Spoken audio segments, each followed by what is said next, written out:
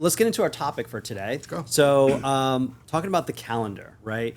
Let's talk about what do buyers and sellers need to know given whatever calendar season that they're in. So let's maybe start with Q4 since that's the most like known. Yeah, What are your thoughts? I think it's I've contemplated for several years sending out to our clients a T-shirt that says "Procrastinators Unite" and turn it around and says "Tomorrow." I think that the challenge is that we typically don't get proactive about making year-end planning decisions, and Q4 has always historically been the busiest time of the year for us, especially for our U.S. buyer. A lot of times what will happen is people will wait until after the holidays, after the summer, when their kids are going back to school, when their grandkids are gone, those kinds of things. And then they go, okay, well, now we've got to focus on something. And the challenge is Q4 is stacked with these, excessive holidays that take up a significant amount of Q4. And so you look at, pretty much from my experiences is that from Thanksgiving through the end of the year, skeleton crews, it's very difficult to get things done.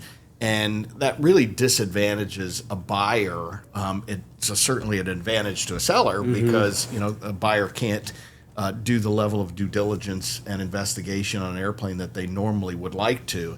So, we get really proactive July, August about our messaging and on our outreaches, and I'm sure that people watch this that are aircraft owners or thinking about buying or selling that are in our databases or getting phone calls from all of us saying, "Hey, we're here," and we probably need to start talking about year-end planning because once you start tripping those calendar times, it becomes very difficult to get in front of it. Yeah, it's not just you come in, pre-buy is going to take 2-3 days, 2-3 weeks, whatever.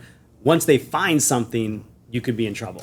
Well, that's right. And certain aircraft types are more prone to certain supply chain shortages, certain maintenance issues, service bulletins, or bigger maintenance events that are coming up that, again, all of our contracts and there's some limitations on the requirement for something to meet the put in service date in a calendar year for the tax benefits. And that becomes a real driver because you have to do a in-service flight for a business purpose within the calendar year to be able to take advantage of those. And if you don't, because the airplane's still not airworthy or returned to service, tax benefits go out the window. Well, that's just it. Yeah, for sure. So that's Q4.